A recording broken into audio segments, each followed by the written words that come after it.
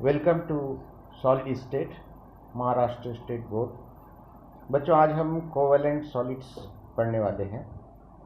तो covalent solid ये crystalline solid का एक टाइप है। It is a type of crystalline solid. Last time हमने जो है आयोनिक क्रिस्टल या आयोनिक सॉलिड की स्टडी की है। आज हम कोवेलेंट सॉलिड पढ़ेंगे। कोवेलेंट सॉलिड की जो एग्जांपल्स है, the most important example of covalent solid is diamond.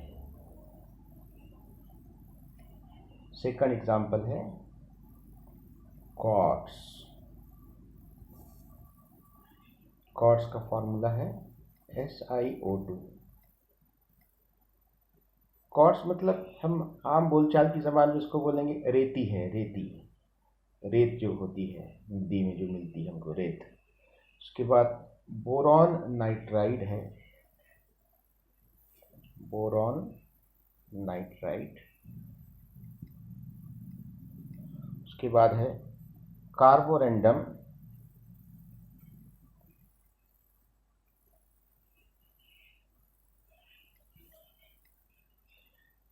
Carborundum actually इसका जो दूसरा केमिकल नेम है वो सिलिकॉन कार्बाइड है। सिलिकॉन कार्बाइड जिसका फॉर्मूला है SiC। कार्बोरेंडम का यूज एज ए एब्रेसिव किया जाता है। एब्रेसिव मतलब यहाँ पर आप समझ पाएंगे कि मान लीजिए कि सैंड पेपर है। सैंड पेपर का यूज कायमिक होता है कि जब हम पॉलिश कलर देते हैं घर को, तो दीवारों को कलर देने से पहले दीवारों को साफ किया जाता है।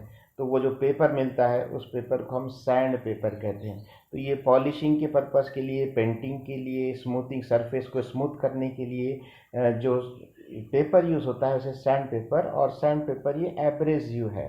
तो इस एब्रेसिव में कार्बोरेंडम का यूज़ होता है और कार्बोरेंडम का केमिकल नेम सिलिकॉन कार्बाइड है, SiC। तो बच्चों, अब कोवेलेंट सॉलिड की स्टडी करने के लिए हमको इसमें से कोई एक एग्जाम्पल को सिलेक्ट करना पड़ेगा।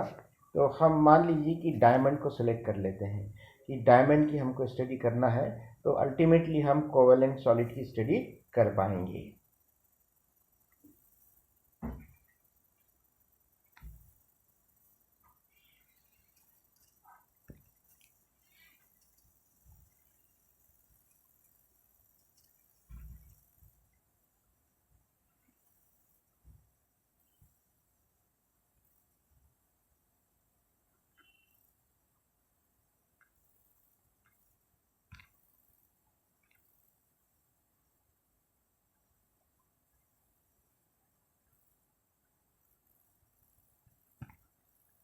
डायमंड,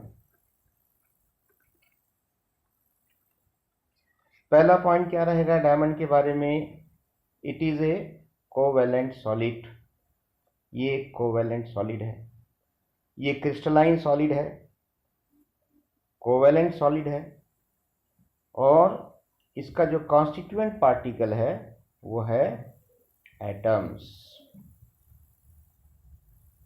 मतलब डायमंड का जो स्ट्रक्चर है वो क्रिस्टलाइन है, उसके बाद कोवेलेंट सॉलिड है, और डायमंड के अंदर जो उसके पार्टिकल्स है वो पार्टिकल्स का नाम क्या है? एटम्स है। The constituent particles in covalent network solids are atoms.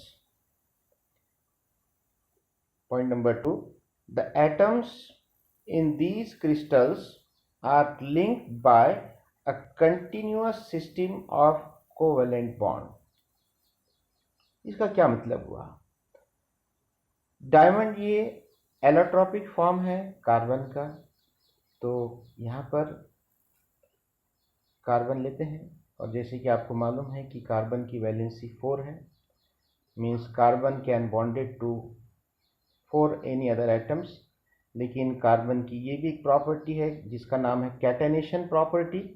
तो carbon can bonded to so many other carbon atoms by means of covalent bond. तो यहाँ पर ये और एक कार्बन से अटैच हो गया, इधर भी अटैच हो गया। तो ऐसे ये 4 carbon atom, each carbon atom is bonded to 4 other carbon atoms. इसको थोड़ा हम एटम के फॉर्म में इस तरह से बता सकते हैं।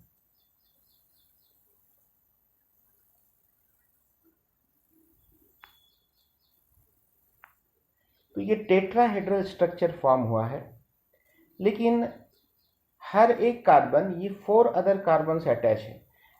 अब मान लीजिए कि हम इस कार्बन की स्टडी कर रहे हैं, इस कार्बन की, तो ये कार्बन फिर से 4 अदर कार्बन से अटैच होगा, जिसमें एक ऊपर का कार्बन आ गया, यहाँ एक कार्बन आ गया, यहाँ एक कार्बन आ गया, यहाँ एक कार्बन आ गया। तो आप देखिए बच्चों, यहाँ पर ये वाला कार्बन फिर से 4 कार्बन से अटैच है, एक ऊपर है, एक ही साइड में है, यहाँ पर है, ये है। वैसे हर एक कार्बन अटैच होगा। अगर हम इस कार्बन की स्टडी करते हैं तो ये कार्बन भी 4 अदर कार्बन से अटैच होगा। ये वाला कार्बन, ये कार्बन, ये वाला कार्बन। तो ये कंटिन्यूअस प्रोसेस है और ये बॉन्ड कंटिन्यूअसली फॉर्म होते जाएंगे। तो each carbon atom is bonded to 4 other carbon atom by means of single covalent bond. तो आप देखोगे कि डायमंड के बॉडी के अंदर, डायमंड का जो क्रिस्टल है, उसके पूरे क्रिस्टल में आपको एक कोवेलेंट बॉन्ड का नेटवर्क नज़र आएगा, एक जाल नज़र आएगा। और ये आपको पता है कि covalent bonds are strong bonds, और इसीलिए ये जो स्ट्रक्चर फॉर्म होगा क्रिस्टल का, ये बहुत ही स्ट्रॉन्ग होगा और ये कंटिन्यूअस प्रोसेस है। अभी यहाँ पर मुझे लिमिटेशंस है, मैं इतना ही बता सकता हूँ, लेकिन ये कंटिन्यूअस, आप इसको जो है घर में आप पेपर पर इसको एक गेम की तरह इसको आप कंटिन्यूस स्ट्रक्चर बना सकते हैं। हर एक कार्बन ये 4 अदर कार्बन से जुड़ा हुआ रहेगा bye means of covalent bond. तो बच्चों, एक बहुत बड़ा मॉलिक्यूल फॉर्म होगा और ये बड़े मॉलिक्यूल को हम क्या बोलेंगे बच्चों? Giant molecule. यहाँ लिखा है giant molecule, GIANT, giant molecule. एक बहुत बड़ा मॉलिक्यूल यहाँ पर फॉर्म होगा। The entire crystal is a single molecule. तो ये पूरा जो क्रिस्टल फॉर्म होगा, ये एक सिंगल मॉलिक्यूल के तौर पर हम उसको ट्रीट करेंगे, ये एक सिंगल मॉलिक्यूल है। तो यहाँ पर ये बात बताई गई है। Next point, as a result of rigid and strongly bonded structure, covalent network crystals are very hard.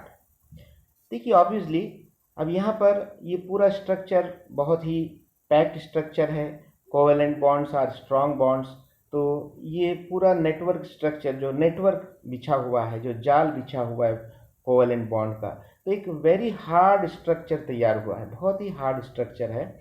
In fact they are the hardest and most incompressible of all the materials. तो बच्चों, डायमंड जो होता है ये अर्थ पर सबसे हार्डेस्ट मटेरियल है, सबसे हार्डेस्ट मटेरियल है। इसका मेल्टिंग पॉइंट आप देखेंगे 3950 डिग्री सेल्सियस है, अप्रॉक्सीमेटली 3950 डिग्री सेल्सियस। तो hardest material on the earth is diamond, और diamond is a single crystal. बच्चों, सिंगल क्रिस्टल बहुत रेयरली मिलता है अर्थ पर, और डायमंड ऐसा है कि जो सिंगल क्रिस्टल है, ये पूरा का पूरा डायमंड एक सिंगल क्रिस्टल होता है, इसमें अलग अलग छोटे छोटे क्रिस्टल नहीं होते हैं, ठीक है। उसके बाद इनकॉम्प्रेसिबल कहा गया है, यानी इसे दबाया नहीं जा सकता प्रेशर के जरिए, इसके स्ट्रक्चर को कॉम्प्रेस नहीं किया जा सकता है, इनकॉम्प्रेसिबल है। These crystals have high melting and boiling point. तो ऑब्वियसली जब कोवेलेंट बॉन्ड ये स्ट्रॉन्ग बॉन्ड होता है, तो जब हम इसको हीट सप्लाई करेंगे तो ये इसका टेम्परेचर रेज होगा और एक पॉइंट पे ये मेल्ट होगा, लेकिन ये जो पॉइंट रहेगा ये बहुत हाई पॉइंट रहेगा, हाई मेल्टिंग पॉइंट रहेगा, क्योंकि यहाँ पर बहुत ज़्यादा एनर्जी लगने वाली है, क्योंकि कोवेलेंट बॉन्ड बहुत स्ट्रांग होते हैं और यहाँ तो एक नहीं, दो नहीं, बल्कि बहुत सारे कोवेलेंट बॉन्ड्स हमको ब्रेक करना है। तो जब बहुत सारे कोवेलेंट बॉन्ड्स हमको ब्रेक करना है तो इसका मेल्टिंग पॉइंट भी हाई रहेगा और इसका बॉइलिंग पॉइंट भी हाई रहेगा। Fourth point, the electrons are localised in covalent bonds and hence are not mobile. As a result, the covalent solids are poor conductors of heat and electricity. क्या बात बताई गई है बच्चों कि electrons are localised in covalent bond. अभी आप देखिए कि कोवेलेंट बॉन्ड ये कैसे बना हुआ है, इलेक्ट्रॉन से। यहाँ पर एक इलेक्ट्रॉन लेफ्ट वाले कार्बन का है, एक इलेक्ट्रॉन राइट वाले कार्बन का है। हर एक कोवेलेंट बॉन्ड ये पेयर ऑफ इलेक्ट्रॉन से बना है, दो दो इलेक्ट्रॉन से बना है। तो डियर स्टूडेंट, जैसे कि हमको मालूम है कि कार्बन के पास एक्चुअली 4 वैलेंस इलेक्ट्रॉन्स होते हैं। कितने वैलेंस इलेक्ट्रॉन्स होते हैं? 4 वैलेंस इलेक्ट्रॉन होते हैं। और ये 4 वैलेंस इलेक्ट्रॉन ऑलरेडी ये बॉन्ड फॉर्मेशन में इंगेज है, उनकी पोजीशन फिक्स है, उनकी पोजीशन लोकलाइज्ड है, वो घूम फिर नहीं सकते इस क्रिस्टल में, यानी कि वो मोबाइल नहीं है, they are immobile, they are immobile ऐसे हम बोल सकते हैं, या नॉट मोबाइल ऐसे बोल सकते हैं। Why electrons are not mobile? Because they are localised, उनकी पोजीशन फिक्स है। कहाँ पर? बॉन्ड के अंदर। बॉन्ड का नाम क्या है? Covalent bond. तो जब हमको पता है कि जो इलेक्ट्रिकल कंडक्टेंस होता है तो वो किसके कारण होता है? ड्यू टू मोबिलिटी होता है। अब मोबिलिटी आयंस की भी हो सकती है या मोबिलिटी इलेक्ट्रॉन्स की भी हो सकती है। यहाँ पर इस स्ट्रक्चर में हम किसकी मोबिलिटी देख रहे हैं? इलेक्ट्रॉन्स, क्योंकि यहाँ पर आयंस तो है ही नहीं।